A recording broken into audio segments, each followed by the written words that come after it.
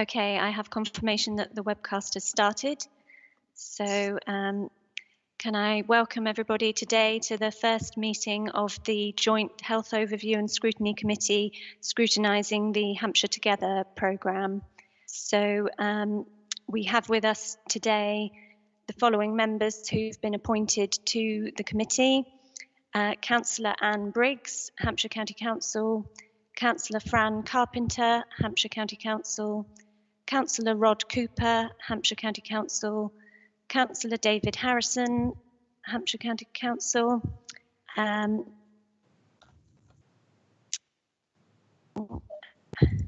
Councillor Roger Huckstep, Hampshire County Council, Councillor Professor Barry Margetts from Southampton City Council,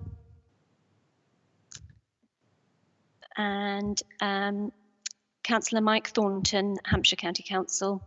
So this is a joint committee established between Hampshire County Council and Southampton City Council. We also have observers who've been invited to attend the meeting. So we have in attendance Councillor Bill Chapman from Surrey County Council, who's been invited as a standing observer. Observers will be invited to the meetings as standard and included in notification of agendas and papers, but are not members of the committee and therefore should not speak at the meetings or take part in any voting. So if I go on to the start of the agenda, I'm starting the meeting today as the representative of the Chief Executive of Hampshire County Council, in lieu of a chairman who will be elected as part of this meeting. So the first agenda item is apologies for absence. I don't have any apologies for absence.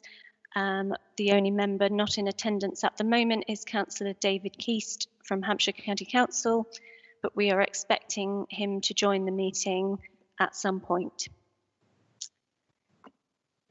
The second item is declarations of interest. So as the joint committee is hosted by Hampshire County Council, it follows the Hampshire County Council constitution in terms of how committee meetings are run. So members are expected to follow the Hampshire County Council rules around declarations of interest. So if any member has any disclosable pecuniary interest in any matter to be considered at the meeting, that should be declared. And if members have any personal interest that they feel should be declared, then they should also declare that as part of the meeting. So that can either be declared now under the declarations of interest agenda item or at any point in the meeting where it becomes relevant. Does anybody have anything they would like to declare at this point? I don't see any hands raised, so we'll assume that's okay. So we then come to item 3, which is election of chairman.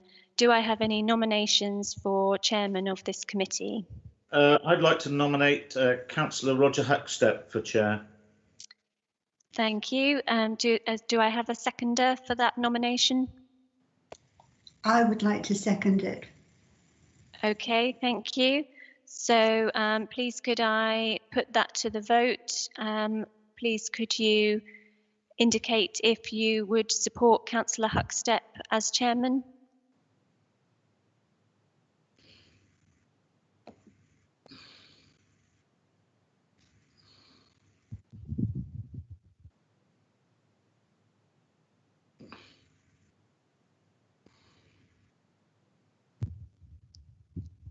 I have 6 hands raised, so that is carried. So I can confirm that Councillor Huckstep has been elected as chairman of the joint committee.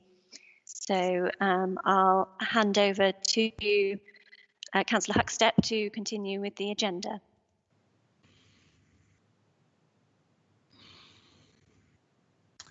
Thank you. I hope you can hear me. I had a slight drop out of my broadband a moment ago. Thank you for electing me as your chairman. Are there nominations for vice chairman?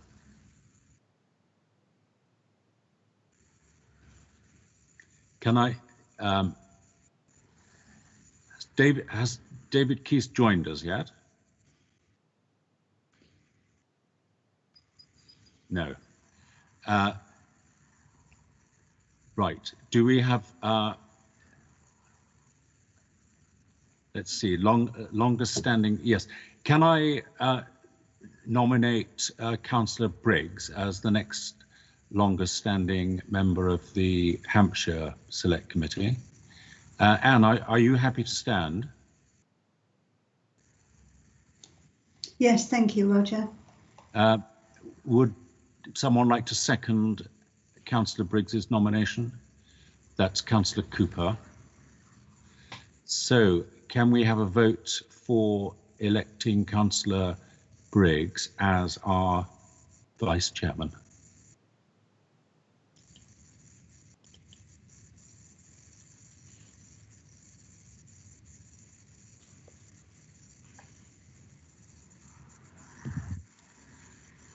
I see 6 hands raised, Yes, so I think that is carried. we have a majority there. So congratulations, Anne. We will declare you the Vice Chairman of this joint committee. Has Councillor Keys joined us yet? I don't think he has. I don't see him on the call. We will try to get him on the call. Okay, right. Well, item 5 on the agenda is Chairman's announcements. At this stage, I don't have any other than, first of all, to thank you all for volunteering to be part of this joint overview and scrutiny committee, an important committee.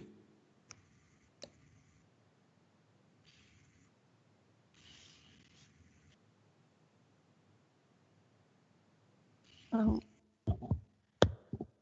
think Councillor Huckstep's video might have frozen.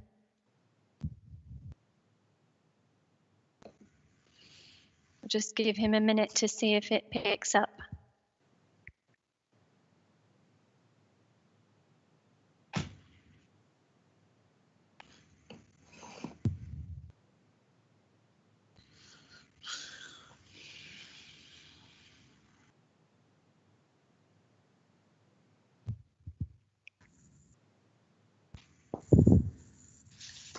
Oh, there he is. Oh, Roger, your Councillor Huckstep, your video was frozen.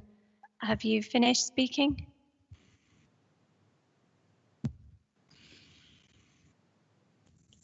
I think he's supposed.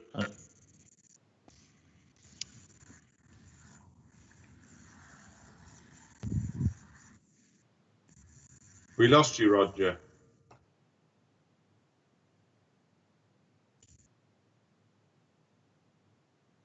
Oh. Can you hear me now? Yes, that's right. That's fine. I'm very sorry. For some reason, my broadband is being troublesome this morning. I was in the middle of Chairman's announcements, except I don't really have any, except to say welcome to you all and thank you for joining the joint HOSC, which has got a very important function to perform. We're also being joined today by presenters from the Hampshire Hospital Trust, and we'll come to those later on in the agenda. So we'll try and press on. Item 6 is deputations. A request to speak was received from Councillor Jackie Porter regarding item 8. Elected members are excluded from the deputation procedure in the Hampshire County Council Constitution.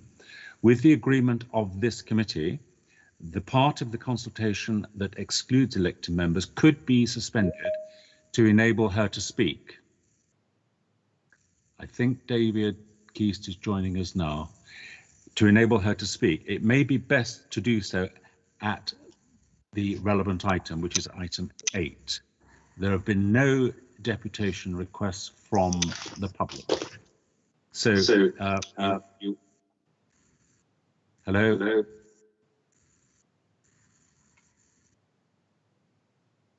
Someone speaking?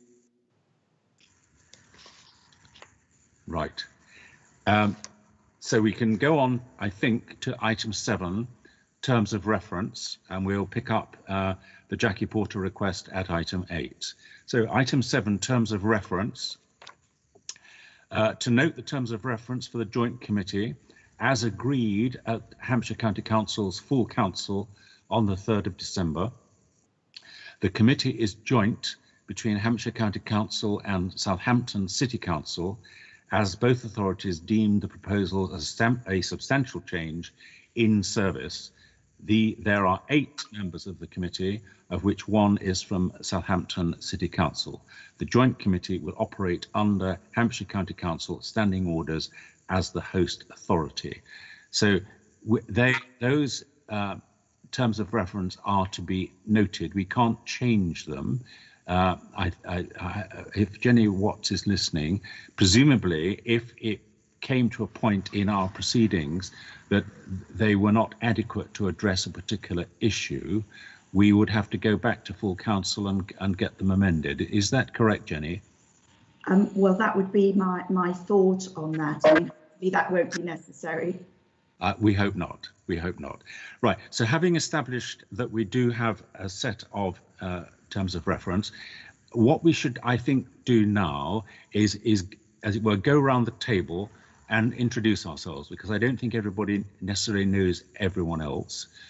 So I'm Councillor Roger Huckstep, and you've just elected me as your chairman of this committee. Councillor Carpenter, would you like to introduce yourself? Morning, everybody. I'm Fran Carpenter, and I'm the Hampshire County Councillor for Milford-on-Sea, New Milton North, and some villages between. And I sit on HASC committee. Thank you, Fran. Councillor Cooper.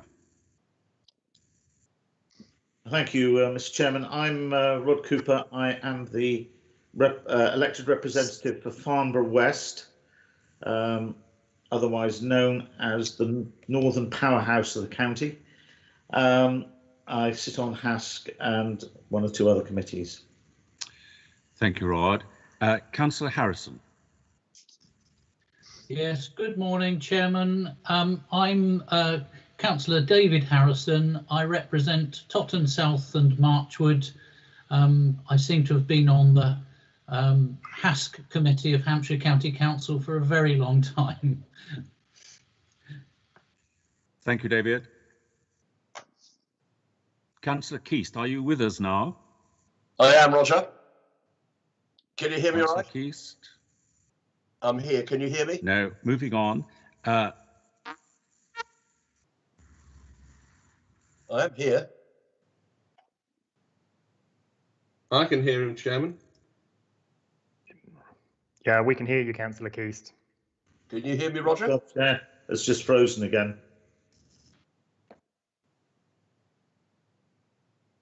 Do you want me to log in again? I'll log in again, shall I? You're Not fine, you, David. David. It's Roger that's frozen. Do you want to introduce yourself, David? Yeah, thank you. I'm David Keast. I'm the County Councillor for Cowplain and Hartplain, and I'm Vice Chairman of the HASC. I'll introduce myself. Good morning, everyone. Councillor Anne Briggs, Councillor for Waterlooville and North Stakes, your Vice Chairman and also on the HASC.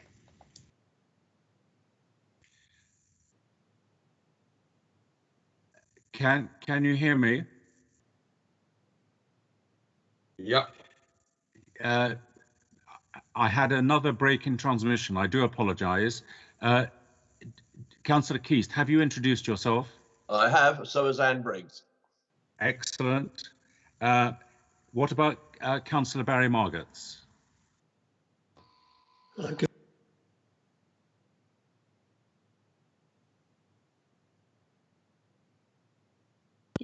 You're muted, Councillor Margetts. This is about the 10th time today. So I'm Barry Margetts. I'm a ward councillor in Southampton, in Coxford. I also sit on a health overview scrutiny panel in Southampton, and I'm also on the Council of Governors of the University Hospital Southampton. So I don't know, Marie, whether that would be a conflict of interest under some circumstances, but I thought I should just point that out. And I'd like to say thank you for inviting us to this important consultation. Thank you, Councillor Margetts. Councillor Mike Thornton, have you introduced yourself? Not yet, Chairman. Yeah, I'm Mike Thornton. I'm the County Councillor for Bishopstoke and Fair Oak in Eastleigh area, and I'm also on the HASC. Thank you. And we also welcome Councillor Bill Chapman from Surrey County Council. Are you there? Are you there, Bill?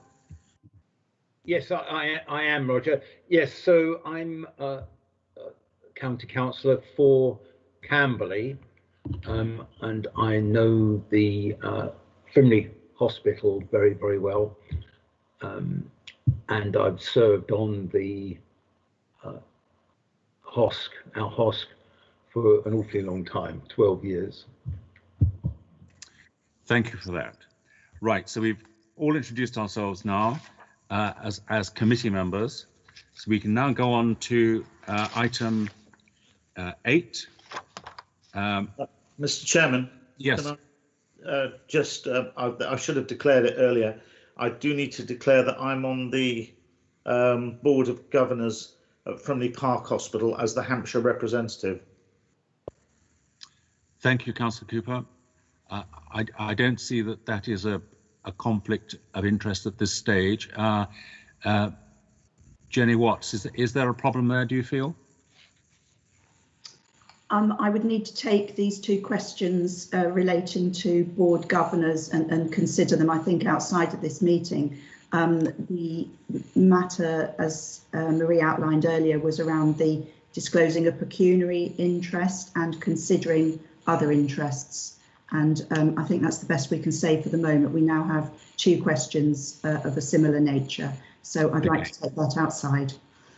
That's fine. I don't see that as an impediment for us not proceeding further with this meeting and allowing Councillor Cooper to take full part. Would you agree? I think this meeting we're fine for the moment, but we need to consider it formally outside. Roger, yes. I'd just like to say that in my mind, it's an advantage to have people who are on boards of hospitals with us, and especially as they're not paid by the hospital because they're trustees. So I hope and trust that we're able to show that isn't a conflict of interest, but rather a help to us. Absolutely, I go along with that view as well. So, having got through, yes, I probably should read this section to you, and then we can go ahead, I think. When the terms of reference for a committee were considered at full council, Councillor Porter asked whether the rules for speaking at committee meetings could be amended to allow councillors not on the joint committee to speak at its meetings and to speak more than once within 6 months. Standing Order 12 establishes arrangements for speaking at meetings and excludes elected members. This is because there are established routes for members to put their views across. For example, seats on committees are allocated proportionately, so members can ask colleagues from their party who sit on the committee to pass on their views. The 6-month rule is in place to avoid multiple meetings being taken up with the same comments being repeated. Under section 20.6 of standing orders, a proposal to suspend standing orders can be moved without notice, but only so far as is necessary to enable the proper conduct of business. If the committee is in favour of suspending the notice under 12.2, 12.11 to enable other councillors to speak at these meetings, it should be made clear that the remainder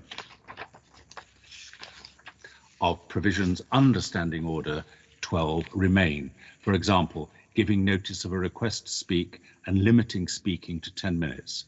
This enables good management of the time at meetings.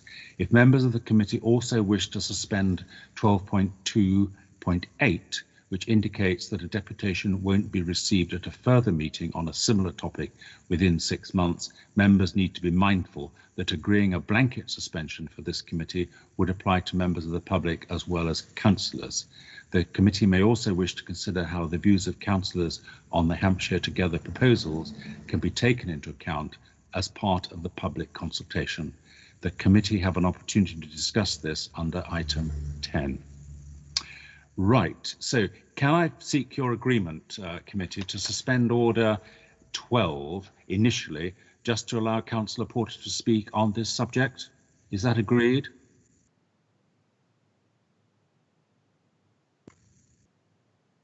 I see no dissension. Councillor Porter, are you with us? I am, Councillor Huxtett. Thank you very much for going through that very convoluted process in order to allow a councillor to speak. And I think that's exactly the point that we're making here today. First of all, I have to declare two interests. One is members of my own close family use the House, Southampton and hospital services even this week, and I really respect what they do. So thank you very much indeed.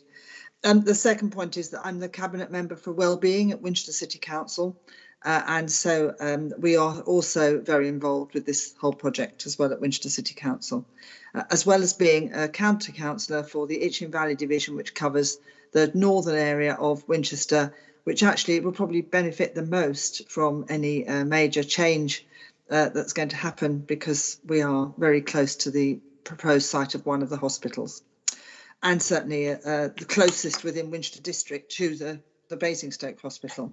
So I just wanted to raise the point that you're all a very experienced group of councillors, and I don't doubt that at all, but only you as chairman and one member of the HOSC is actually directly within the area, directly benefiting and generally benefiting from the services offered by HSFT.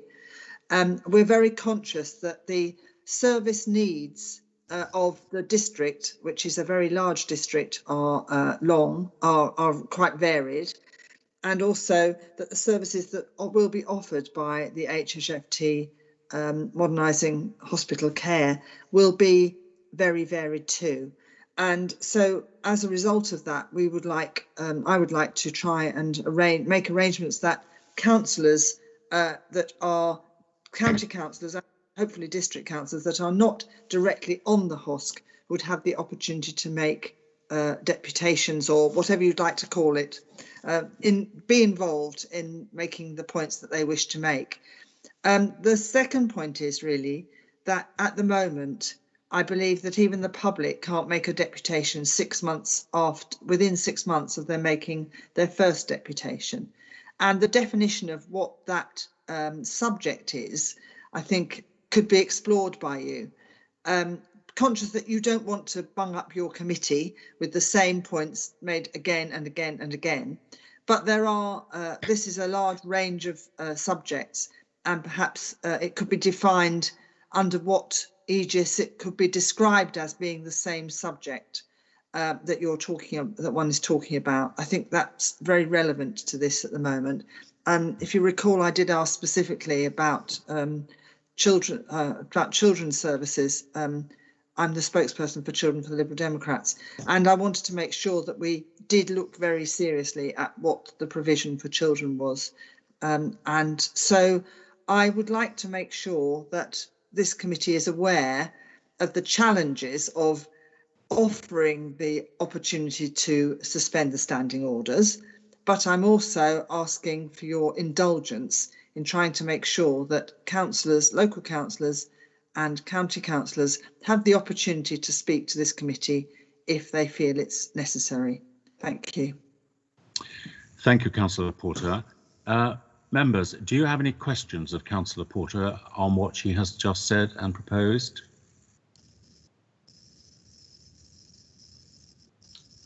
Yeah. Councillor Carpenter. Yes, thank you. It's not actually a question for Councillor Porter. Is it? Are we able to just ask questions to yourself and officers? Yes, please. Yeah. Oh, yeah. I just wondered why we would make an exception. You know, when are exceptions to this standing order usually made, and why? I don't know. You know, we could have a large number of councillors wanting to speak, and it might become unmanageable. That's what I was thinking. Is it not the case that councillors would be able to make a deputation in the same way as the members of the public from other councils? Anyway, otherwise we might have lots of questions coming in every time. You know, we should not be asking lots of questions, and I understand that, but I mean, there's got to be a limit. That's what I'm saying. Yes, I understand that. Any other questions? Councillor Keast? Thank you, Chairman. I'm just a little bit concerned here because there are two members of her party on this committee. If she has a point she wants to make, surely she can do it through Councillor Thornton and Councillor Harrison without going to the lengths of wanting to, and it would appear to me, wanting to make a regular contribution through getting a part on the actual committee meetings. Yes, any other questions? Councillor Thornton. Thank you. I was just wondering if people are concerned that this council would be full of councillors outside of the committee making deputations. Perhaps we could amend the idea slightly. I don't know if this is possible in the Constitution, by the way, that the councillor that wanted to make a deputation would inform the chair well in advance of what he or she wanted to do. The chair could then email the rest of the HOSC and say, would you like to do this? Would you like to accept this or not? So the councillor has a chance to put a deputation, but also our committee has a chance to say no, rather than have to talk about it, discuss it on the day itself if we didn't think it was appropriate. I think I've got one other hand. Is that Councillor Harrison? Councillor Harrison? Yes, Chairman. I don't have a question for Councillor Porter, and my point is really about debate. If you're willing to listen to my point. Yes, with no other questions, we will go into debate on this now. So if you'd like to start it. Okay, so I don't see this as a sort of a party political matter. I think that the point that Councillor Porter is making is that it would probably be unwise for us to inhibit or limit the capacity, particularly for local councillors, to have some input into what we are doing by way of scrutiny. And certainly, I think that we would probably benefit from the local knowledge, especially of councillors who represent that area and know it best. And I think, Chairman, as you're a very good chairman, if you saw that ability was being abused in any way, you would probably be able to deal with it by the necessary measures at that time.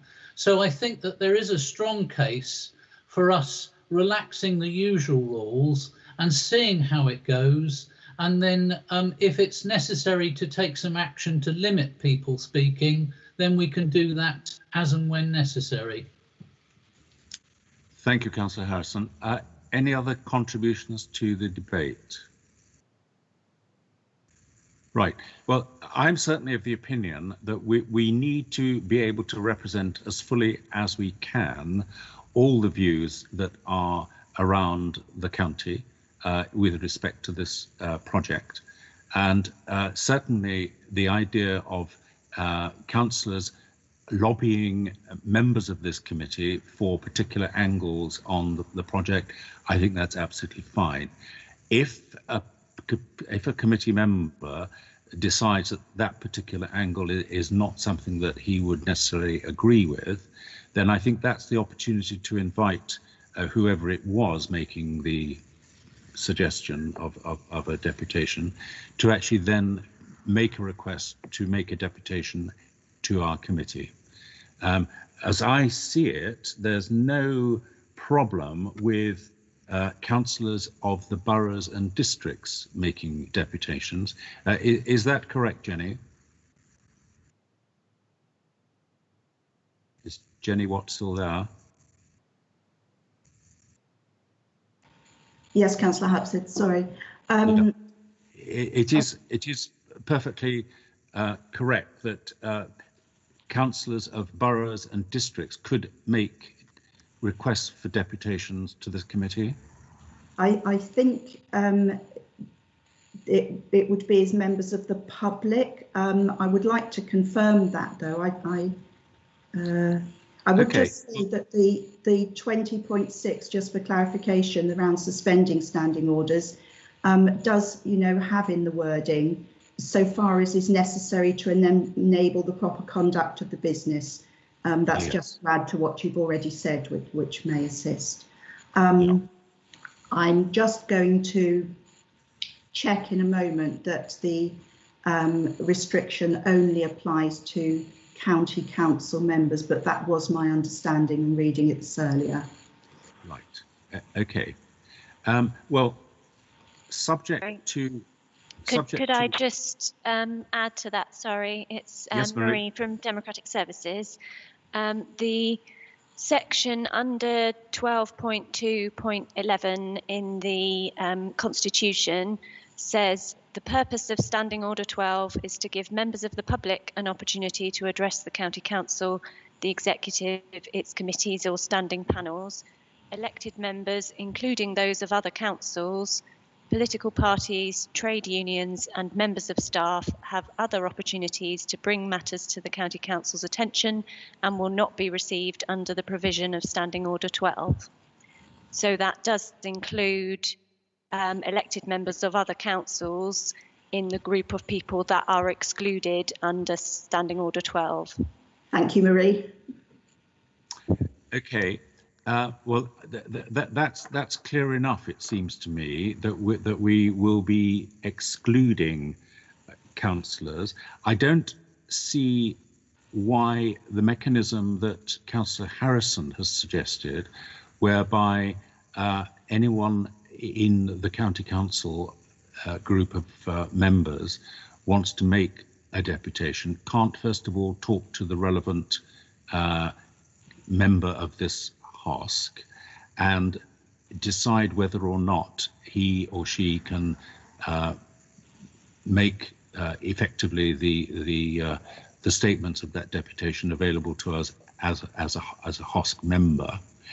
Where it is the case that they do not agree, I don't see why we can't suspend the standing order on an ad hoc basis. In other words, for a given committee meeting in the future, if it turns out that someone wishes to make a deputation, but the relevant member approached in the joint HOSC isn't happy, but nonetheless, in declaring what that deputation subject is likely to be, then it would be within the chairman's gift to propose to the committee that for that item, for that particular deputation, a standing order could be suspended. How does that fit with your thinking, members?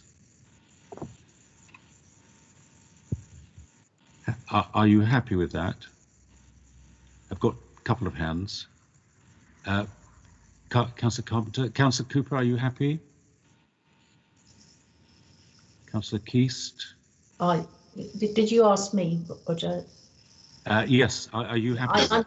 I'm happy with what you said, but I'm against changing the standard orders. Yes. No. We're not changing the standing order.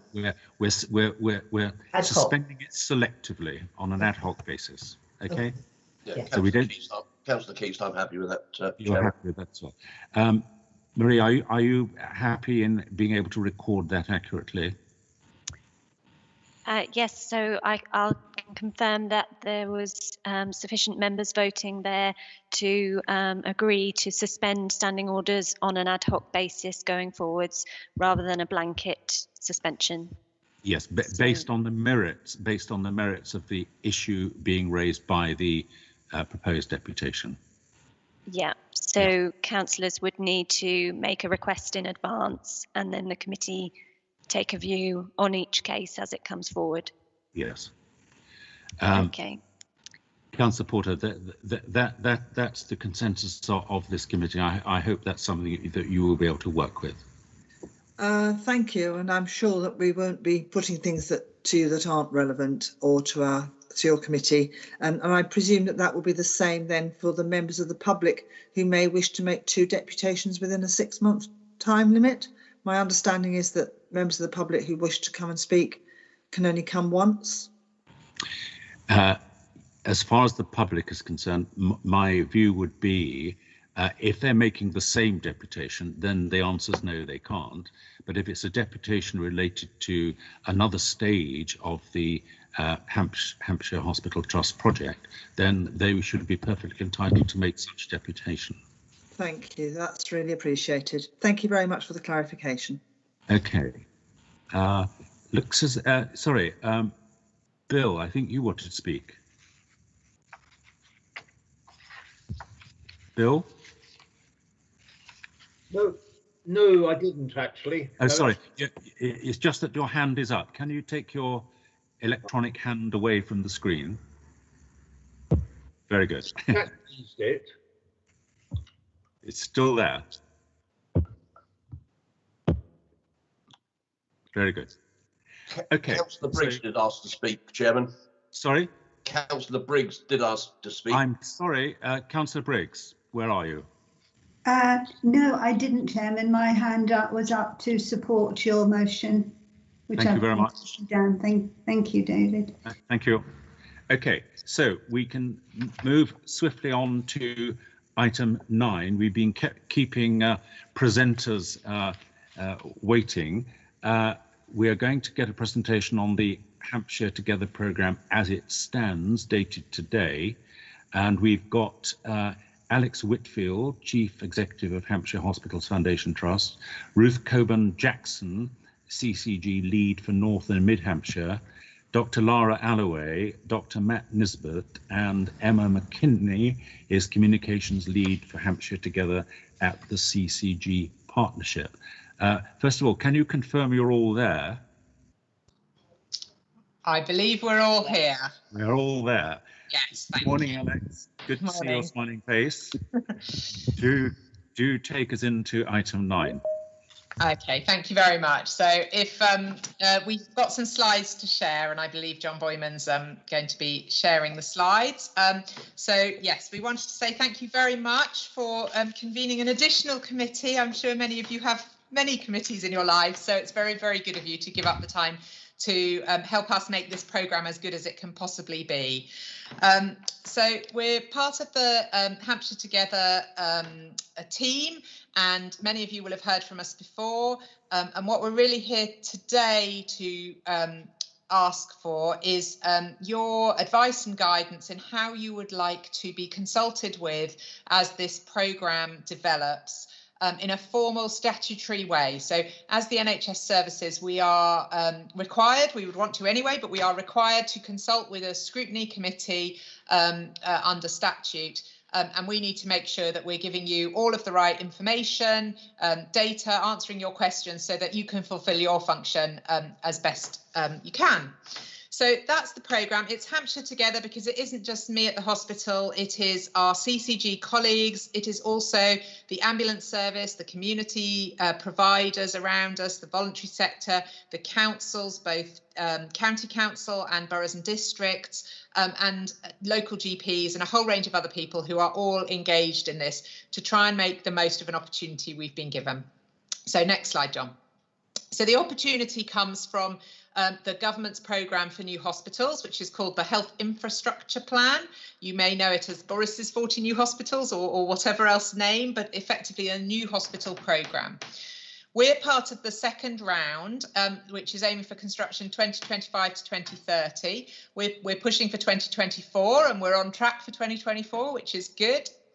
The money and the programme is about a new hospital, but at Hampshire Together, we're really keen that we don't just focus on building a building, but we use this as a catalyst for so much more. And that's why we've called our programme Modernising Our Hospitals and Health Services, because it's all about how we provide really modern healthcare as close to where people live as possible for the vast majority of their needs. And then only on those rare occasions where they need to come into a hospital building will we have a beautiful new building for people to visit. We've got £5 million to start developing the plan. We received that in January of this year, and we have been using that to develop our ideas, to talk to the public, to work out what the options are, to look for land, and we'll give you a little flavour of that in these couple of slides. Next slide. And apologies for those who have seen this a million times before. We're just trying to get everybody to the same place, which is why are we on the scheme? What are the challenges we have? Well, our changing population. So you will all be aware that the population across Hampshire is growing in numbers and is projected to increase over the next 5 years, 10 years, 20 years, however far ahead we look, it's going up. We also see an increase in the age of our population. So particularly around the Basingstoke area, which was a London overspill town in the 70s, we are increasing the number of over 70s, over 80-year-olds at a fairly astonishing rate. Our hospitals were built and opened many years ago, have not increased in size, and are now caring for many, many more people than they were ever designed to look after. We've got questions about clinical sustainability, and Lara will tell you a little bit about this. But as modern clinical standards come in, it's really important that we have highly skilled experts available 24/7 to receive patients. And we've made changes over the last few years around things like cardiac services. So if you have a heart attack, you'll go to Basingstoke Hospital rather than Winchester, because in Basingstoke we can provide 24/7 experts waiting to put a stent in your heart within an hour of you having picked up the phone to the ambulance service. And that's the kind of standard we need to meet. In Winchester, we've done similar things with stroke, and there are other services that are coming to that point, and we need to meet the modern standards. The condition of our buildings, so anyone that's been in our buildings will know Winchester Hospital's actually in slightly better condition. Quite a lot of that opened in the 90s, although we have also got the beautiful Victorian frontage there, which is not appropriate for healthcare. And in fact, we've had very little in the way of patient space in that building. But we also have issues there with the electrics, which are very old, with the lifts and so on. In Basingstoke, we have buckets on the G floor because of leaky roofs, and we have sewage pipe failures on a regular basis because the sewer pipes that were put in 1972 are now too thin. So we need to do something about the condition of our buildings. And then the fourth reason for change, the fourth challenge, is financial resilience. So running two services across particularly Basingstoke and Winchester, and I now haven't mentioned Andover much, but Andover is a very high quality, effectively community-based hospital, providing a range of services to the population, the local population. But our predominant acute services are in Basingstoke and Winchester, and running two of those is expensive, particularly when we're trying to achieve the clinical standards that are required in the modern day. So we are hoping that this programme will also improve our financial sustainability and enable us to focus on spending money on patient care rather than patching up buildings. Next slide, please. So the opportunity, as I say, this is much more than about building a hospital for us. We see this as an amazing opportunity and investment in Hampshire. So if we're going to be spending, we haven't got an exact price yet, but between £500 million and £1 billion on a new building, a new investment in our infrastructure, that provides opportunities for jobs, that provides opportunities for training and learning and development. And we are talking with the universities, a number of different universities, about how we can make the most of this opportunity to develop educational offerings. We're also talking to businesses, because this is an exciting thing for businesses to get involved with, around how we bring modern technology and innovation to the heart of Hampshire. It's an opportunity for our staff to be really involved in designing healthcare services that absolutely meet the needs of our population. And it's an opportunity to improve inequalities in our system. And we are really keen that this is all about driving up the health outcomes of all of our population and closing some of those inequality gaps around life expectancy and life outcomes for some of the people in our more deprived parts of the county. So this is an opportunity to do lots and lots of exciting things, and we're really keen that we make the most of it. And you can all help us to make sure we don't miss out on any of the benefits that this programme could bring. So I'm going to hand over to Ruth now, who's going to just say a little bit about our system. Ruth. Thanks, Alex, and good morning, everybody. Lovely to be with you this morning. So I'd like to spend a little bit of time on a map that I think I shared with you last time we were together with some colleagues. So this is a map that shows what we're calling our study area. So it looks to show how our resident population accesses services presently across our different acute or hospital providers. So we currently have the privilege of providing acute hospital care to a significant number of people, and we're really keen to make sure that we retain our ability to serve that population in the future as we move forward.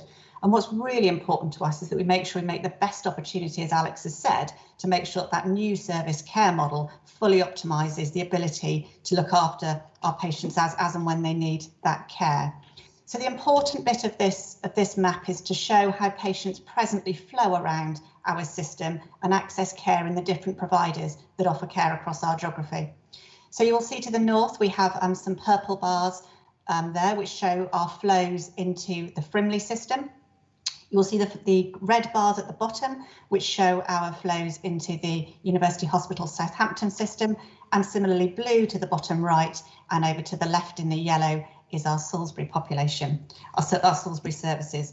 And what's really important here is that it's fantastic to have colleagues from Surrey and with an interest in Southampton as well, so that we can really make sure we explore those opportunities together.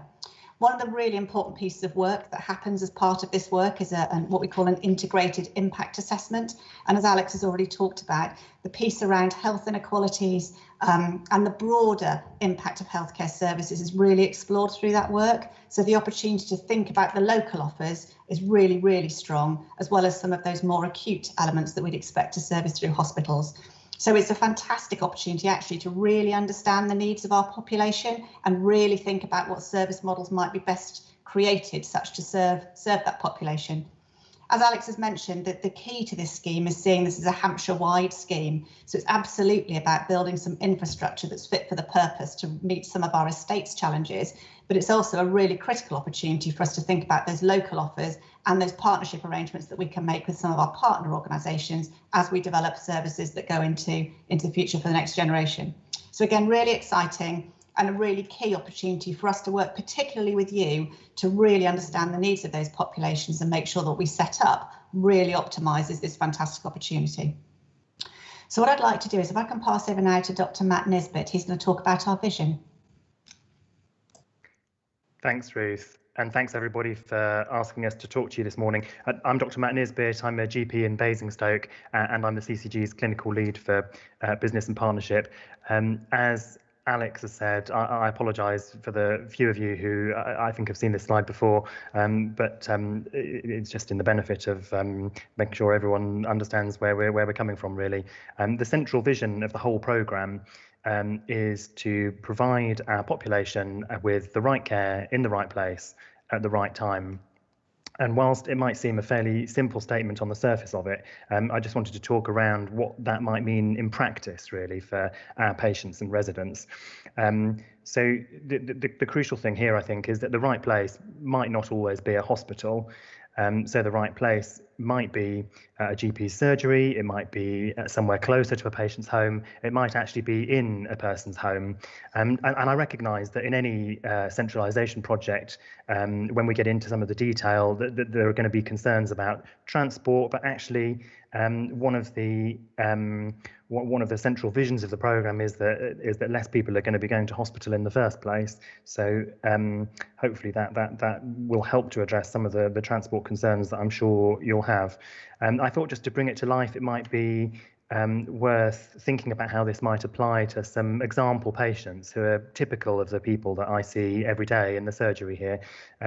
So first of all, I thought it might be worth thinking about a child, maybe a 3 or 4 year old child who's being taken to a children's outpatient clinic at the hospital. At the moment, that's not always easy for parents. Parents who have cars don't always find it easy parking at the hospital, and parents without cars probably find it even harder getting to some of our buildings by public transport. They might have other children to bring with them, other children to get off to school before they get to the appointment. And one of the things we've been doing in the north of our area is we've been developing a model of having joint clinics with a specialist, a children's specialist from the hospital, a paediatrician and a GP, seeing patients in GP surgeries. And actually through the COVID pandemic, we've extended that model to have three-way video consultations.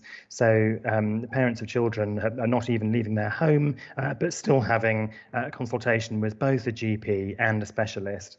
And not only has this had benefits for our patients in terms of less travelling, but it's also had benefits for us as healthcare professionals. I know that my paediatric colleagues have valued coming into the surgery and seeing what we do, and I know that my GP colleagues have valued the closer links that they've had with the specialists at the hospital as well. If we think about a different patient, maybe a middle-aged person who suddenly develops severe tummy pain, that type of patient absolutely needs to be in a hospital, but that type of patient needs to be in a hospital in a timely manner, and they need to be in a hospital which has both the facilities and the staff to assess them and act on whatever needs to be done quickly, whether or not that's in the middle of the day or indeed in the middle of the night. And if we think about a third example patient, maybe an elderly person with lots of complex medical problems, this type of patient often bounces in and out of hospital at the moment, and often also bounces between lots of different services, between health services, between the GP services that I help to provide, hospital services, community services, social care, often voluntary sector organisations as well. And the patients that I speak to every day, the problems often arise in these kind of gaps between services. And we think that by joining up the services more effectively, that we can help prevent people having to go into hospital so much. And a part of the programme is also about considering step up and step down provision for people who might need some extra help but don't actually need to be in a central acute hospital. So hopefully that brings our vision to life a little bit for you. I'm going to hand over to Lara, who's going to talk to you about our options development process. Thank you, Matt. Good morning, everyone. I'm Lara Alloway. I'm the Chief Medical Officer at Hampshire Hospitals, and I'm a consultant in palliative care. So I want to talk to you about the work we've done on the clinical options, and a lot of this is about our hospital services. And this is just part of the programme, as Matt explained, but for the hospital services, we have been running an options development process. So we started having big meetings back in August, and we had the first one had 100 people, and this consisted of clinicians who worked inside the hospital, outside the hospital. We had managers, people who were patients, and people who represented patient groups as well as community groups. And we worked through what all the different clinical configurations of our hospital services could look like. And then we've had a number of meetings subsequently to try and refine that. And working with our clinicians across the hospitals and people like Matt as GPs and people who work for Southern Health in the community services, we have come up with some basis, if you like, building blocks of our options. And what we want to deliver is something called an acute centralised hospital. And this would be where we provide care for the sickest patients. So if we take Matt's example, the middle-aged man with sudden onset of tummy pain, there are risks that this could be something very serious. It might be for people having a heart attack, a stroke, a very sick child. And these people would benefit from being cared for in a centralised hospital so that we could make sure we have consultants present for up to 24 hours a day, so they see senior decision makers in a timely way when they arrive. There's easy access to diagnostic equipment and the right treatment that they need. We also want to maintain local services wherever possible, and this would be through the main local hospital. And this is frequently accessed services, so outpatients, diagnostics like scans, x-rays, endoscopy, as well as things like day surgery and rehabilitation, and things like urgent treatment where you have, sustained an injury or a minor illness, things like that. We think people access very frequently, and it's really important to have them as local as possible. So we've got these building blocks, and then we've been through a process to put them into different configurations and analysing the benefits and the disadvantages of each. Now, we've set up some criteria, we're looking at them, most importantly around clinical quality and the outcomes for people, but also experience, cost, affordability, and how accessible the services are. And we've come down to a shortlist, and this is just being further refined, and when it's agreed by NHS England and Improvement, will then come out to the public for us to be able to consult on. So I think it's important to say we have a significant number of people involved in this process, and what we want to do is, when we present it publicly, to be really clear about what the implications for all patient groups are, and most importantly what the benefits are. So I will probably stop there and hand back, I think, to Alex. Yes, thank you, Lara. So Lara's talked about an acute central hospital and a local hospital.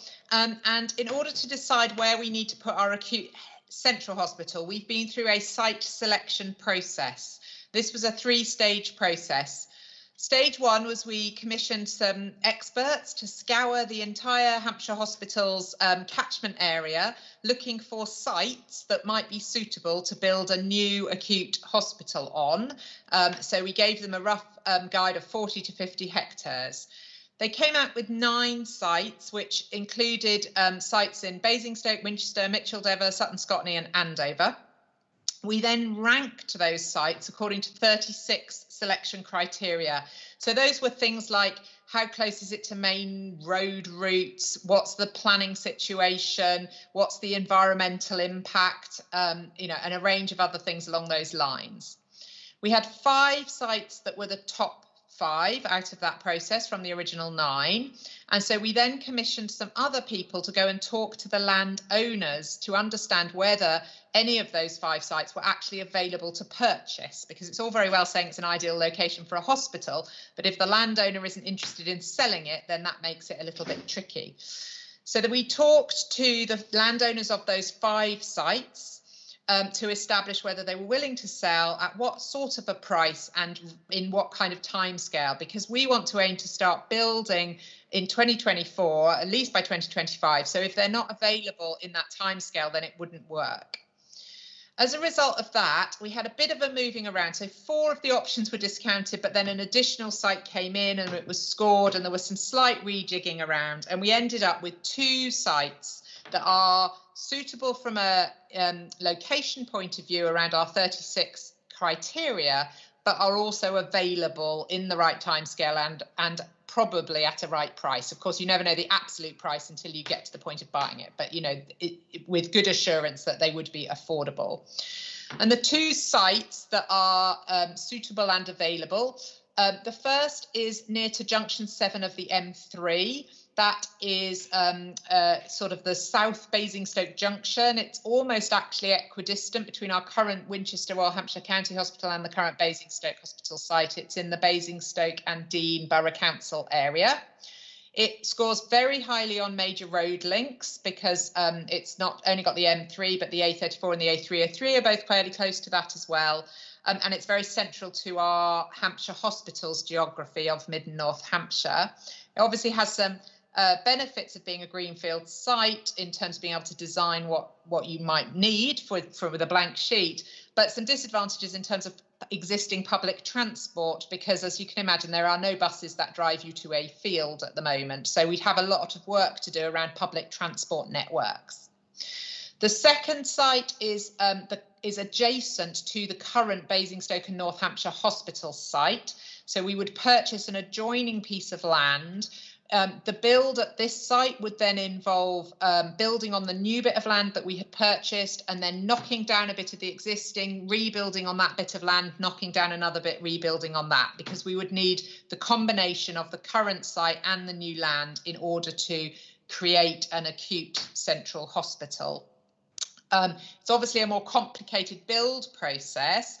In terms of centrality to our whole area, it's not quite as central. It's at the very northern end of our patch, but it does have the benefits of existing infrastructure and existing public transport.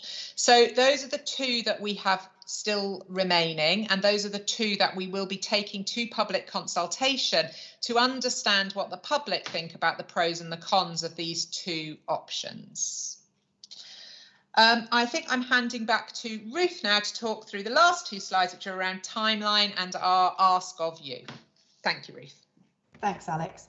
So as Alex has mentioned, and throughout our talk with you today, we've talked about looking to put spades in the ground or start building around 2024, or certainly 2025, with a view to opening our facilities around 2028. And obviously there's a whole range of work and activities that need to go on in advance of that. So it's just helpful to orientate colleagues and partners to where we are with that.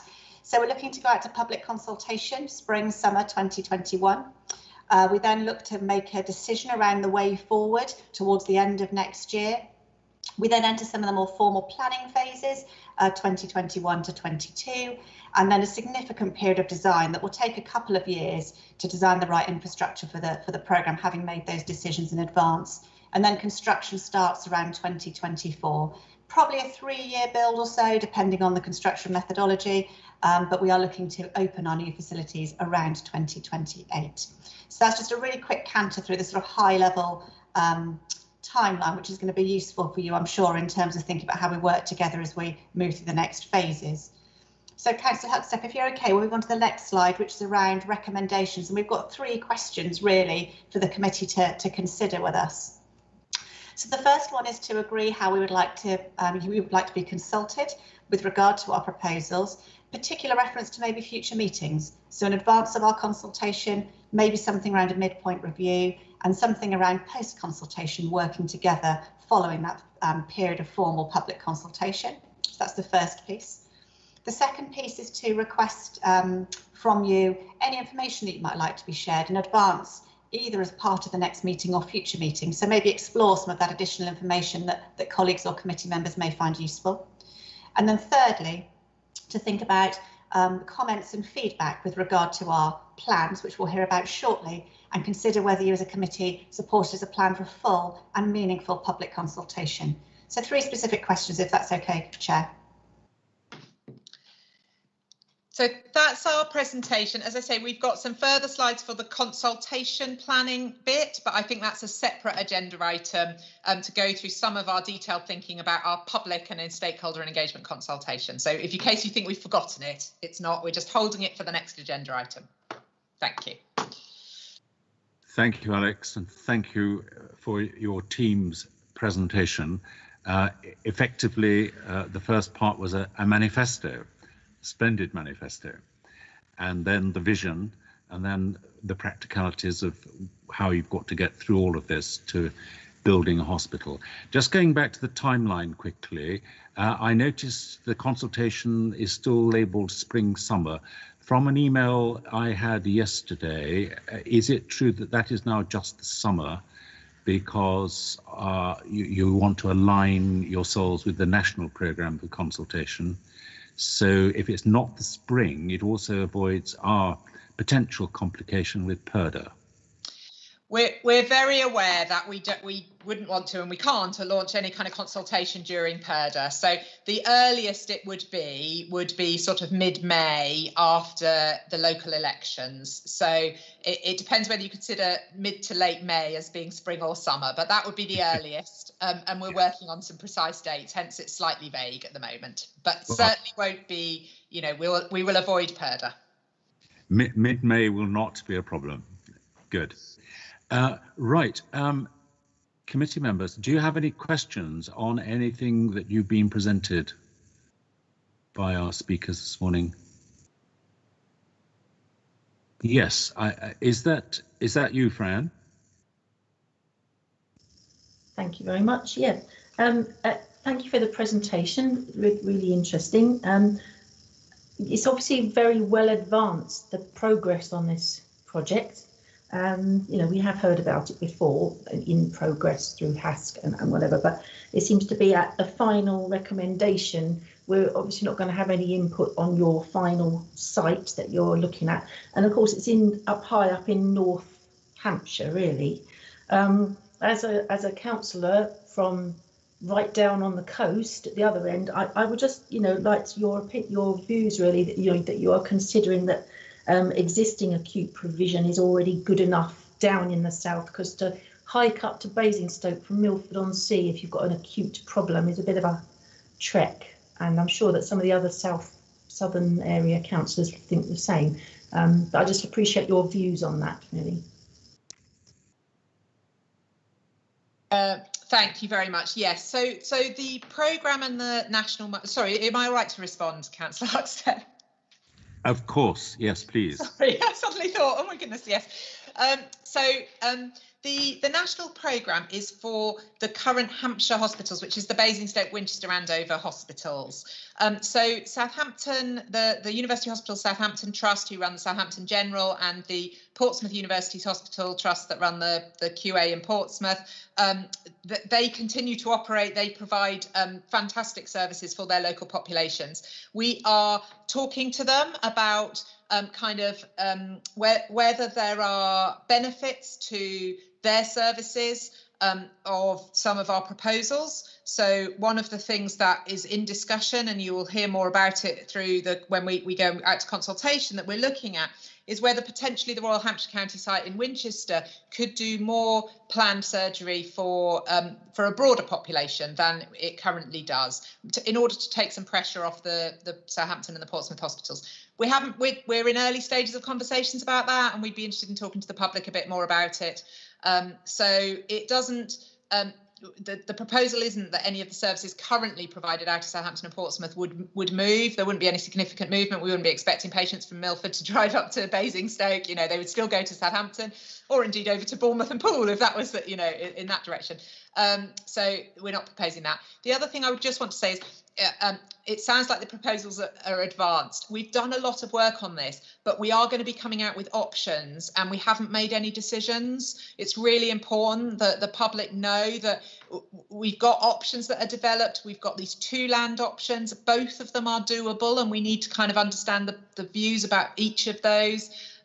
We are probably, but again, not finally decided, going to come out and say which is the preferred option based on all the information we've had so far. But that isn't a decided option. That's simply a kind of where we've got to in our thinking. We really need to understand if there's other factors to take into account through consultation.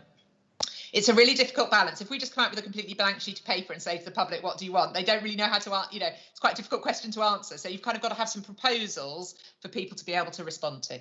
Yeah. Thank you, Alex. Are you happy with that, Councillor Comtel? Yes, I am. You know, I know just from residents that, you know, that they are generally happy with what goes on at Southampton. Portsmouth, I don't know so well. But I know that Southampton is a good hospital, and my residents do go there, and many go to Bournemouth, because of course Bournemouth and Poole are reorganising or have reorganised as well. So, you know, there is a discussion to be had about the quality and what's going on there. Anyway, thank you for now. Thank you. Thank you. Next question comes from Councillor Cooper, Councillor Rod Cooper. Yes, hello. I have actually raised this at the last HASC. Up in Farnborough and Farnborough, Aldershot, and to a large extent Hart, we feed into Frimley Park, and as you well know, Frimley is one of the top trusts in the country. I support very much your plan for the middle of the county, but I would just like to reiterate my concerns that the situation would not change with regard to the Northern Powerhouse residents, if you like, because I don't think it would go down well with the residents here to be told, well, in actual fact, we are now going to send you to Basingstoke, not with Frimley Park, certainly in my specific case, about 1.5 miles away. No, absolutely not. Patients are not going to be told to go anywhere other than the place they normally go from in Frimley. And you're absolutely right, it's a brilliant hospital. So no, I mean, what it does is it creates choice if patients choose to go somewhere else, but there's absolutely no way we would kind of insist they went anywhere else. Councillor Cooper, does that give you reassurance? Yes, it does. As I say, I think this is a fantastic project. I think it's much needed for the geographical area of the what I perceive to be the middle of the county, although it's labelled the north. It's from us very much it's south. So yes, I think it's a fantastic project, and look forward to seeing it develop over the next year or two. That's good. Next question comes from Councillor Professor Margetts. Thank you. When Alex presented this to us, we were very supportive of it, but reflected some of the concerns that Councillor Carpenter had raised, particularly about people coming from Winchester to Southampton rather than going up to Basingstoke. So, I think that is an issue that we would want to look at. And with my Council of Governors hat on, again, very supportive, but wanting to make sure that our services for the residents we are responsible for are not affected. And I think this consultation, will make that less likely. But obviously, it is a concern that we would hope there'd be suitable metrics in place to make sure that doesn't happen. Thank you. Thank you. Can I take an action from that, Roger? Sorry, just that one of the bits of information, we have hundreds of pages of information, thousands of pages about this, but one of the things we have is some information on patient flows, what's described as patient flows. So as we've said, if you were going for a CT scan to Winchester, you'd still go to Winchester because actually Winchester's going to have to see, all the diagnostics. If you were needing an acute admission in the middle of the night, the ambulance would take you either to the new acute hospital or to Southampton. And we've modelled all of that information. And it sounds to me that the committee might be interested in seeing some of that patient flow information. And that might give some assurance to Southampton that actually the numbers are incredibly small. And our aim is to keep them all within the Hampshire Hospital footprint. But even if we don't succeed at that, then it's very small numbers. But we could share all of that. I think that would be very useful, Alex. Yes. Thank you very much. My next question comes from Councillor Briggs. Thank you, Chairman. I've obviously read all your presentations through, and it's very exciting. It's obviously going to take a long time to happen. I'm very near to QA, and I hope during this, obviously, you will be speaking to them there and learning from their mistakes. Brilliant hospital, but yes, on the build mistakes were made. I'm hoping you're looking to the future for increasing population, which QA is struggling with. Parking, an awful problem. And that is so important. You've got the opportunity of a new build, and I'm sure you're going to have the foresight to put it right. I mean, QA is going to have, hopefully soon, a new A&D, because that has never been big enough. You've mentioned transport. That is also very important.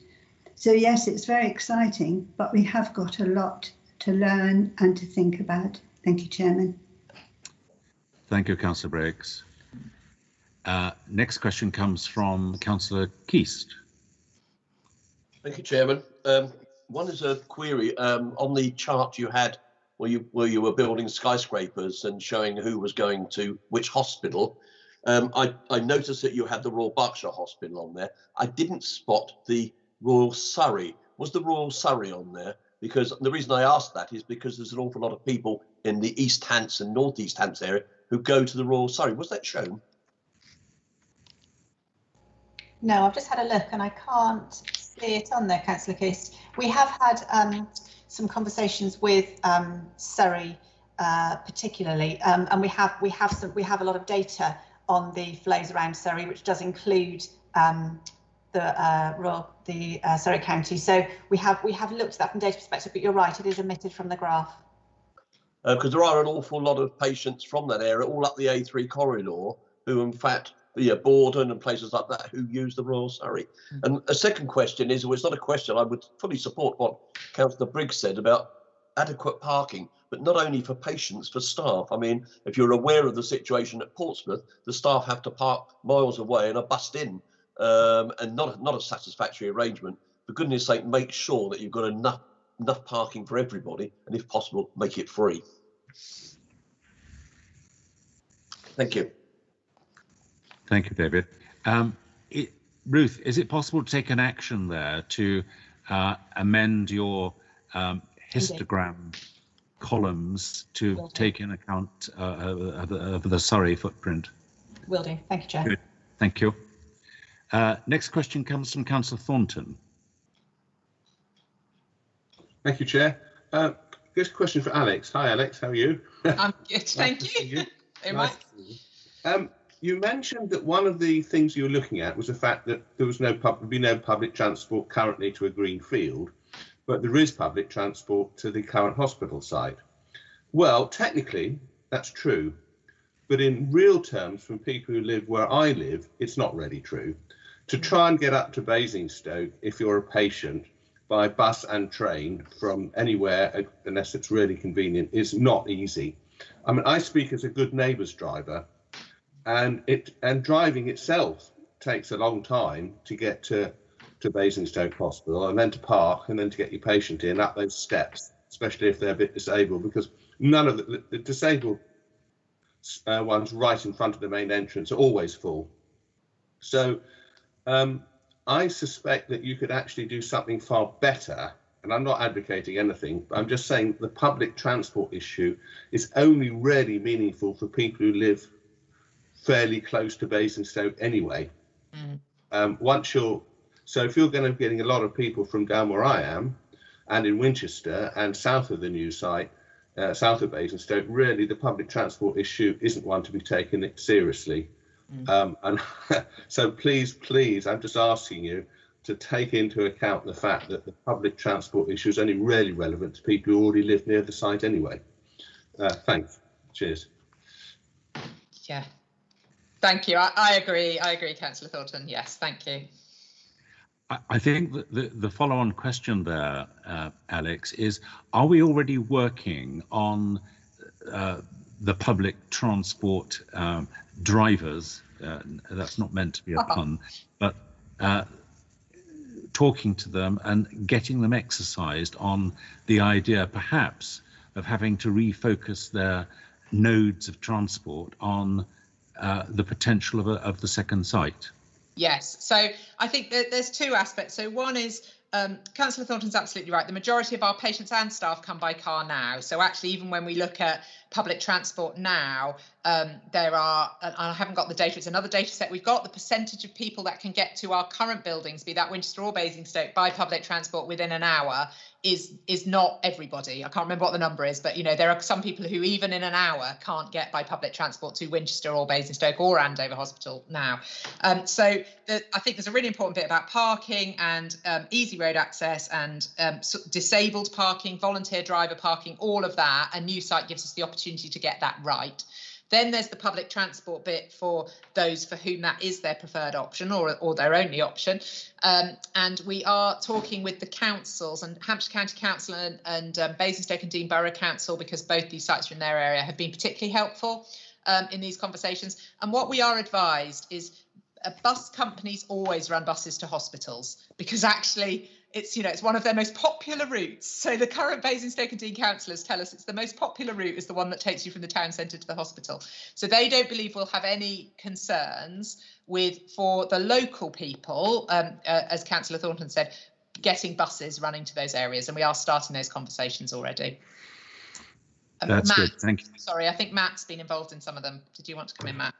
Well, I mean, just to say, we've absolutely recognised that transport is going to be an issue, and as Alex said, I know the trust has been in conversation with the county council about aspects of that. But I think it's really important to talk about the services as well. I mean, we're absolutely not saying that everybody who currently goes to Winchester Hospital is going to have to go to Basingstoke, and in fact, there will continue to be provision for urgent problems, for urgent care in Winchester. We estimate that something like 80% of the people who currently turn up at Winchester Casualty will still, casualty is a term I probably shouldn't use, the emergency department will still be able to go there in the same way that they do at the moment.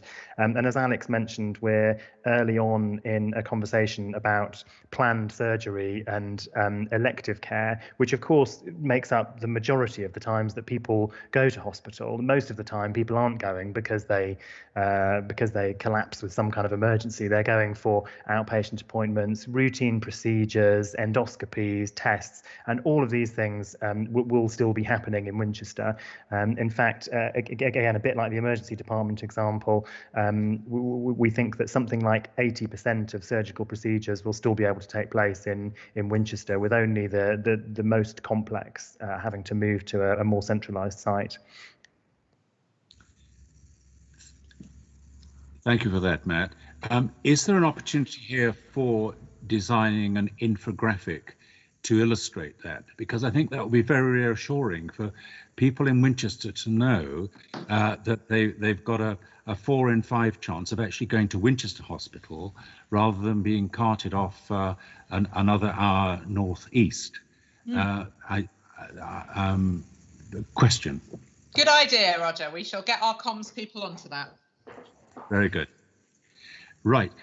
Next question is from Councillor Harrison, and Councillor yes, Councillor Harrison. Yeah. So one of the challenges with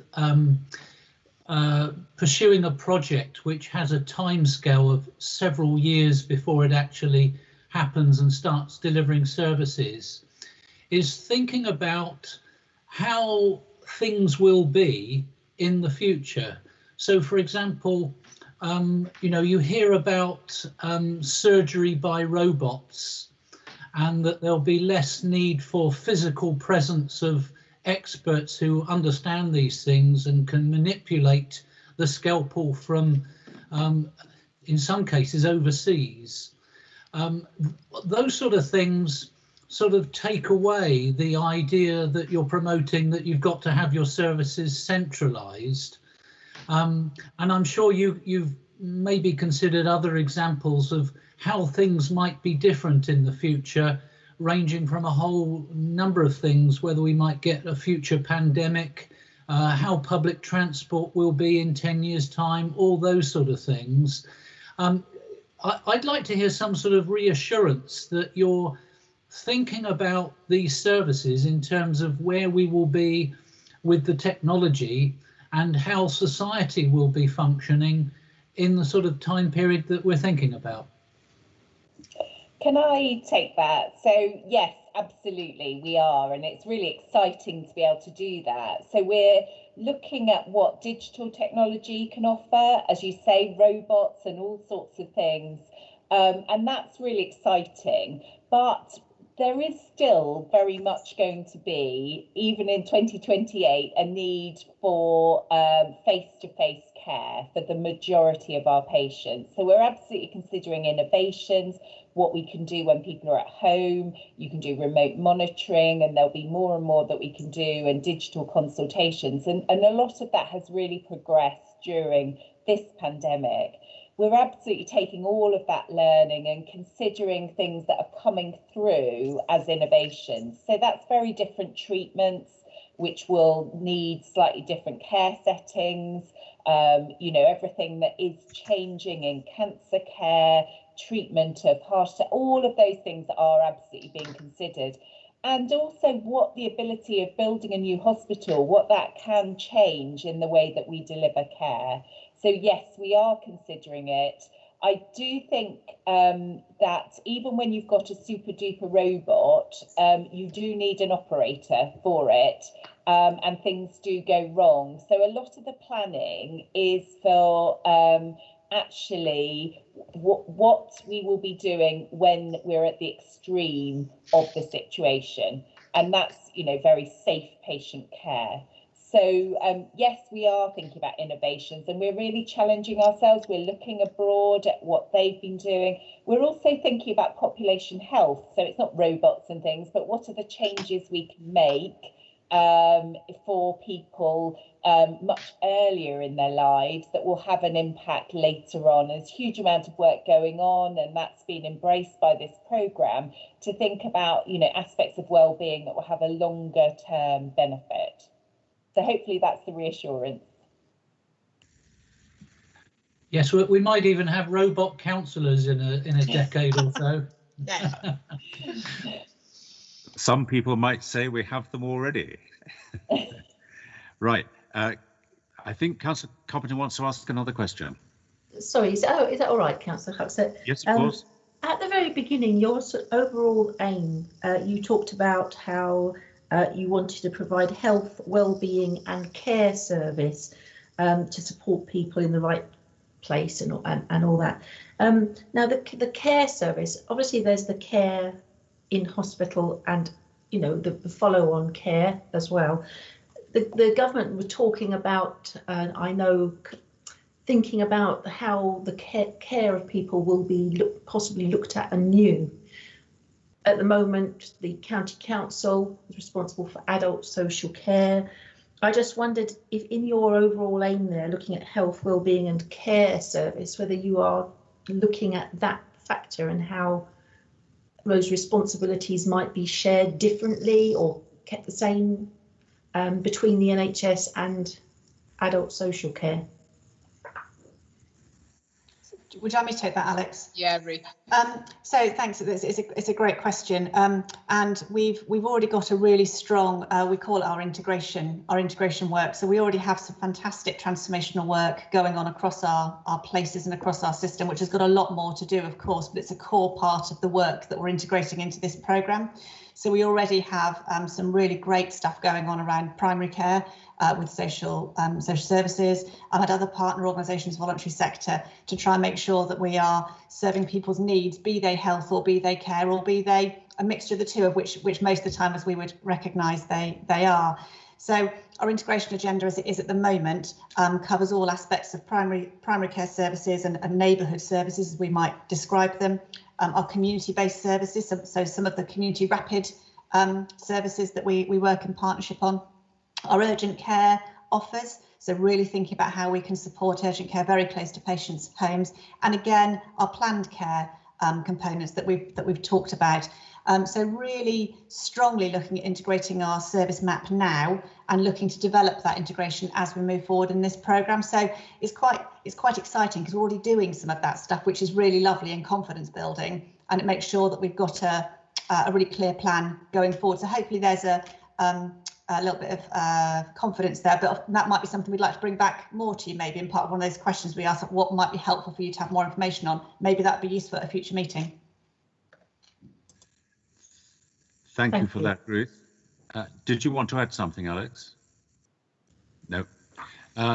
Councillor Chapman. Thank you, Chairman. Yes, I'd just like to run through what my concerns would be for residents of Surrey.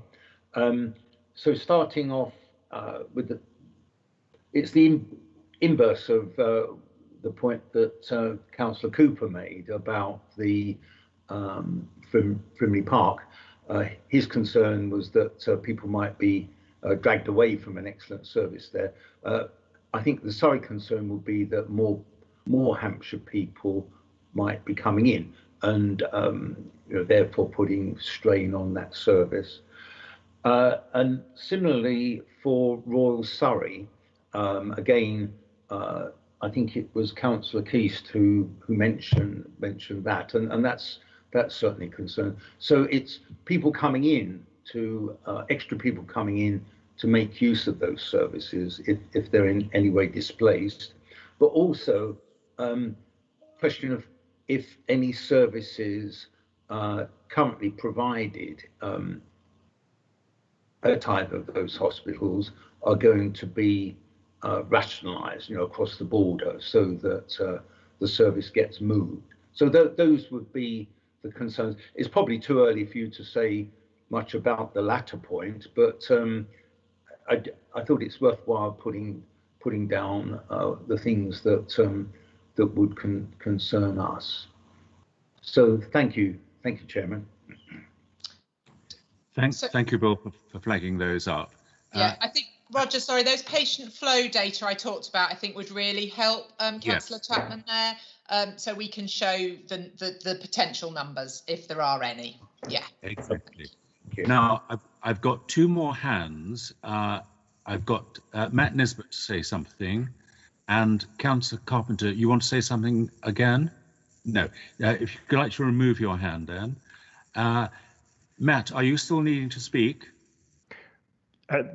Thank you, Chair. I mean, I don't want to derail the conversation, but there was just another thing that I thought the committee might be able to help us with, really. I mean, as we've explained, we intend to go to public consultation in late spring, summer, and so we're aware that we've got a period of time to continue all of our engagement work with the public, and we know that as local councillors and as local authorities, you have a lot of experience in running this type of engagement work, and we wondered if that's something that you might be able to advise or assist us with, so that we know that our people and our public understand exactly what we're asking them when we get to the public consultation.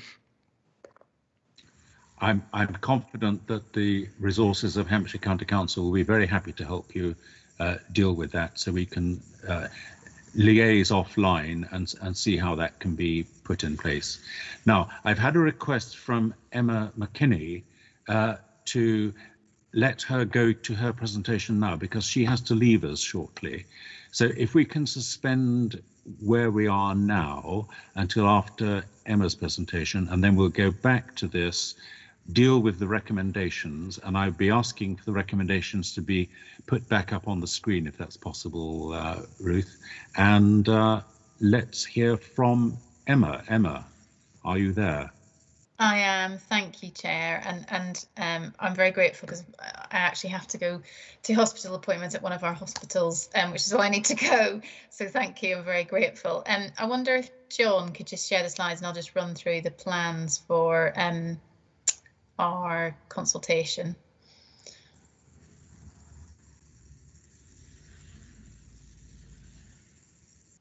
John, are you able to share the slides, or Marie?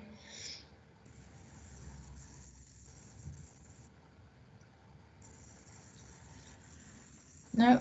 They often take about a minute to come up, Emma. I'm sure John's doing it if you wanted to start talking.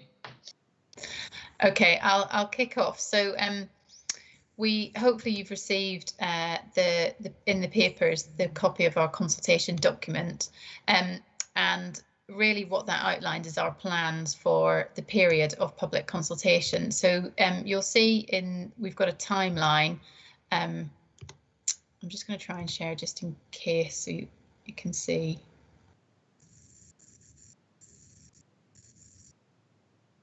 No, I don't think it's going to allow me to share. So we have a timeline, and essentially through the 12 weeks of consultation, our plan is to follow a similar route to what we did during our engagement period in the summer just gone. So there'll be an initial week at the beginning and a week at the end, which provides us with an opportunity to mop up any issues that are outstanding. And then in the middle, we've got a plan to follow, a focus on each week. So we would have a focus on a particular location, such as Alton or Eastleigh or Winchester or Basingstoke, and also on a clinical area, so A&E services, maternity, etc., which is something that proved quite successful during our engagement phase, and we plan to follow that again. And then in terms of the consultation plan itself, you will have seen that it sets out the scope of the consultation, but also some SMART objectives, the principles that we will work to, as well as the legal duties that we are under obligation to, which I'm sure you're very familiar with. It's what sits behind the consultation plan is a detailed delivery plan, which outlines what I've described, so those week by week themes and the activity that will happen during those. So it will have a variety of public meetings, which we're obviously anticipating will be virtual, some focus groups, press release activity, and other activity going on in the background, media, etc. So what we plan to do is build on the successful listening phase that we had during the summer, and we learned some really helpful lessons during that period, particularly about how to engage virtually. And I think actually we had some quite notable successes during that, which we will build on for the consultation phase. And in particular, that's been learning around how do we bridge the digital divide and get to members of the population who I think are perhaps not so digitally aware and perhaps excluded because of us doing things primarily on digital. So what we plan to do in terms of our activity is we will also we'll be working with our staff as well as our public. So we've got what we're calling our Hampshire Together ambassadors, who are a staff network, and they're helping us to cascade information and get feedback because we're conscious they are. Can I just interrupt? You'll be pleased to know that the slides have come up. Which slide should we be looking at right now? The next slide, please. I'm just on. That's the one. Thank you. Okay. So we have got some staff ambassadors, which are really helpful in getting us the message out internally, but also they clearly are members of our communities as well. We will be reaching out to those who are in seldom heard groups, and we're really conscious of this. And since we had the engagement phase, we've undergone a number of focus groups with some of our seldom heard communities. Health Watch have helped us run some of those focus groups and have been very helpful in trying to make sure we can get to those communities and those groups during our consultation phase. We will have a range of consultation materials. So as you mentioned, Councillor Huckstep, infographics will be key to that. So thank you so much for the suggestion. That's really helpful. And the kind of materials we're producing include infographics, animations. We'll also have videos, podcasts, but also written documentation to speak to the point about ensuring not everything is done digitally. We will also have an independent agency who will they will work with us to interpret what comes through as a result of the consultation and provide a report to us at the end, which will inform our decision making. And finally, the consultation plan, as well as being shared with yourselves, has been shared with a range of groups and individuals. So our partner organisations, patient representatives, etc. And we've had some really helpful feedback as a result of that. So if we just move on to the next slide, it's just a summary of some of the channels that we're using. So as you can see, we've got some paper and telephone surveys that we'll be using, as well as I mentioned, some virtual focus groups and public meetings. And depending on the restrictions and what we're able to do, hopefully some work kind of physically available. So things like leaflet drops and potentially doing things in shopping centres and spreading the word that way, if that's possible. So the final slide is just covering how we're sharing information. So hopefully lots of you are aware and familiar with our Hampshire Together website, and there's a range of materials on there. And coming soon, we'll obviously have the pre-consultation business case, the consultation document, which is the core part of what we'll be using for the consultation to explain our proposals to the public, as well as an integrated impact assessment and lots of fact sheets, which will provide information in bite-sized chunks. So hopefully that gives you a good flavour of the activity we're planning. But I think, as Matt said, any feedback or support that you've got would be much appreciated. Thank you. Thank you, Emma. That's most useful. Members, do you have any questions on what Emma has just presented?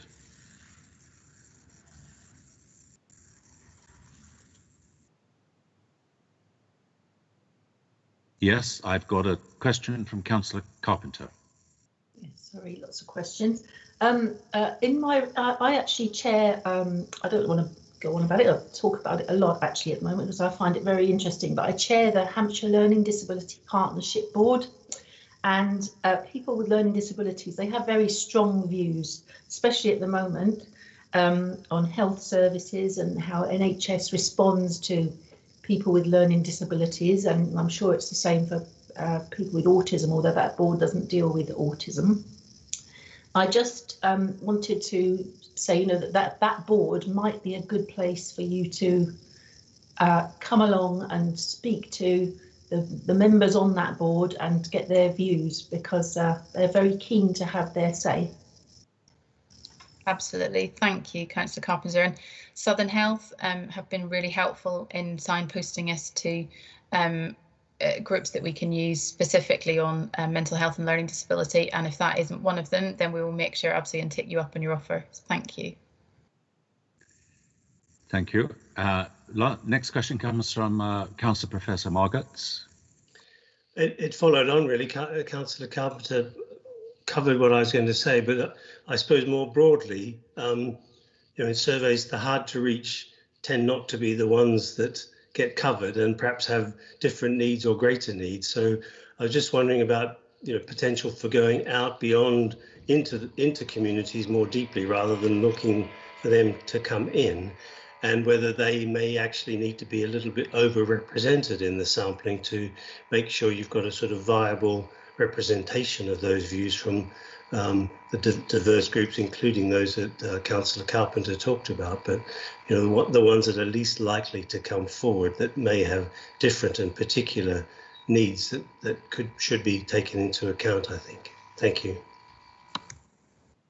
I would absolutely agree. And as I said, during our initial engagement phase, we made a lot of good contacts, and we've been following up on those, and we are hopeful that we will be able to do that in a much more targeted way, as you describe. But also our local authority colleagues, I think, in communications are well networked and have been helping us make those connections as well. So it's something that we will monitor throughout the period of consultation, just to ensure we get enough feedback and representation from those groups. Thank you. Next question is from Councillor Keast. Thank you, Chairman. With regarding the contacting the hard to reach people, could I suggest you might want to go down the route of local community centres? And the reason I say this is that very often the most used community centres are in areas of deprivation, or the sort of areas where you will have trouble reaching the people. And I think by using community centres, you will reach people that you wouldn't reach in any other way. Thank you, David. Thank you. Are there any more questions for Emma? Right, Emma, I think you've got a margin of time that is okay for you. So we can now revert to what we were talking about before. Thank you, Chair. So it might be a good point in time to redisplay the recommendations that you wanted us to consider, Alex. I will bring those up for you, Chair. I had a problem when I brought the slides up before. My computer stopped responding, so I couldn't even come off mute to tell you that was happening. So I will try to bring those slides up now. But if it stops responding, that'll be why. Thank you. Thank you, John. We all know what it's like when technology fails us. Thank you. Yes, we've all got much more sympathetic, haven't we, to these things? So yes. So the recommendations, I will tell you what they say. Hopefully it'll say the same thing on the slide that comes up, but to note the progress report of where the scheme's got to, but agree specifically how the committee would like to be consulted with. As I say, there is a statutory requirement for us to consult with the committee very specifically, in addition to consulting with the community and other stakeholders. So we obviously want your help and support in how we can best consult with the community, stakeholders, residents and so on. But in addition, how as you as a committee would like to be consulted with. So and our recommendation was to think about whether there's a further meeting as a launch of consultation meeting. We had in the original paper said first week of January, because at one point we were hoping we might be in consultation towards the end of January. As we said in our presentation, that's looking likely that it's more likely to be May time. So actually it's probably less urgent than first week of January, but certainly a pre-consultation discussion where we can bring back some of the further data that we've described to you. And then perhaps you might like to hear something midpoint through consultation. It's a 3-month plan for consultation, so maybe we'd want to organise something at a midpoint around that, and then maybe something at the end or after the consultation.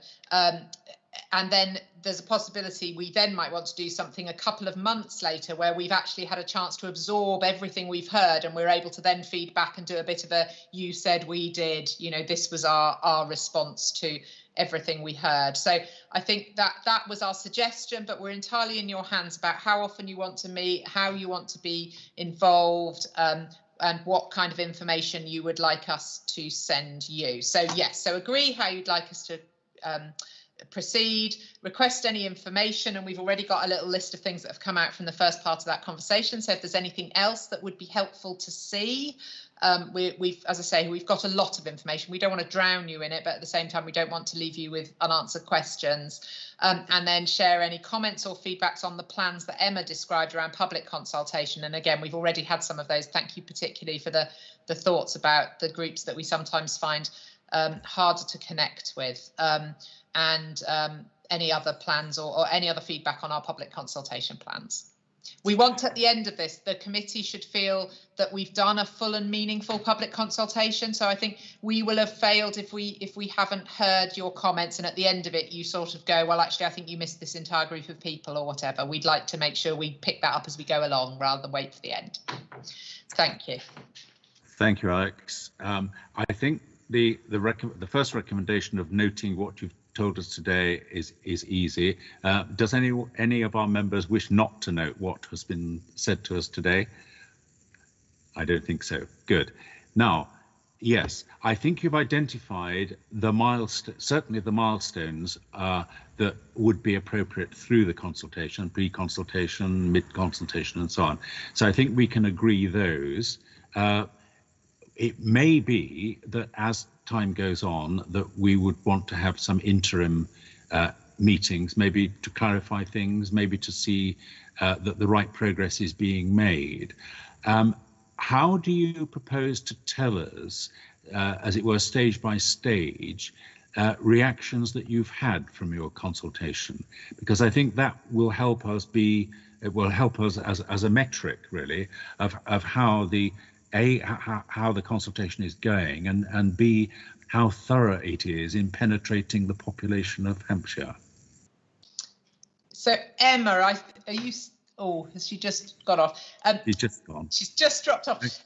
So my understanding, John may be able to comment here as well, is that we have commissioned some external folk to provide update reports and consolidate all. We expect to hear, you know, from lots and lots of different people and lots of different views. There won't be consensus on everything, and we need to hear all of the views and understand. And we are going to work with an external partner who will help us pull that together and give us interim reports about kind of this is where it's got to now. So we'll obviously all have our own personal understanding because we're all going to be personally involved in a lot of these conversations. So we will hear directly from the public, but we'll also have a kind of slightly more objective analysis of, you've had, you know, hundreds of comments about the parking at Andover War Memorial Hospital or whatever it is. You know, we'll have some bit of objective analysis about it as well. But John, is there a little bit more? Do you want to describe a bit more about that? And then the interim reports we could perhaps be sharing. Is that how you see it working? Yes. Well, so during consultation, obviously, we've got the midpoint review with this committee on there, but we also have as part of the plan to have every 3 weeks a written briefing as well. So you'd get an update after 3 weeks. After 6 weeks, it'd be the midpoint review, but we do a written one as well. And then after 9 weeks and after 12 weeks. And then the analysis probably wouldn't start in earnest until consultation's finished for obvious reasons. But there would be updates we'd be able to provide. They would do interim reports for us as they are putting the report together that we could share with you as well. Does that satisfy the committee? Is that good? It sounds all right to me. I will consult the fellow members in a moment, but it seems to me that we can agree the milestones that you've identified in your part of the presentation, Alex. The interim report, I feel, would be very useful. It would be useful for us to see the schedule of when those reports are actually being produced. And if they can be circulated to all the members, we can decide offline whether the picture being presented is something for which we might need to call an ad hoc joint HOSC meeting over. Does that sound about right? I think that sounds very sensible. Thank you. Members, any comments on what you've heard so far?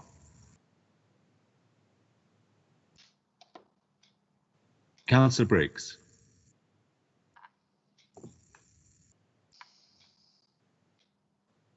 Councillor Briggs, I think you're muted. Thank you, Chairman. One of you mentioned about being drowned in information. Well, I think this is so important that most of us on this committee are quite happy to be drowned in information. It's once in a lifetime chance. We want to get it right. And the public, when you inform the public, you need to keep it simple and clear. And as Councillor Carpenter said, we must reach out to people who find it hard and keep it very simple for them, but make sure they're consulted. So yes, please, to all the information that you can give us, it is so important. Thank you. Thank you. Any other comments from members? No, so we can agree that, can we? One of the issues, Alex, was that we thought we might like to see, as it were, the script of. Roger, Bill Chapman wanted a word. Oh, I'm sorry. I'm sorry, Bill. I didn't see your hand. Yeah. Carry on. Thanks, Chairman. Yes, it actually goes back to something we discussed earlier, and I didn't manage to get your attention on it, and that's to do with getting access and representation for people with learning difficulties and autism. My experience, I'm a governor at Surrey and Borders Mental Health Trust, and the experience there is that they have a very powerful group of carers for those people with learning difficulties and autism, and of course they act as advocates as well. So I would suggest that might be a good route to go through. Thank you. Thank you, Bill. As Councillor Carpenter mentioned, the Learning Disability Board, I've had the privilege of chairing that from time to time when Councillor Fairhurst was not available, and it does include carers of learning disability service users, and they're a wonderful group. They're voluble and they will tell it how it is, and so they would be an extremely useful source of information, and we should make use of them. So thank you for that. Any other comments? I don't see any more raised hands. Okay, so we've agreed to note. We've agreed more or less a future scaffold, if you like, for future meetings. So that's okay. We've identified further information because that's mainly going to come, I believe, from the 3 weekly interim reports. And obviously, both ways we'll be sharing comments and feedback as required. Are we agreed with those recommendations, the way I've scrambled them? Councillor Keast.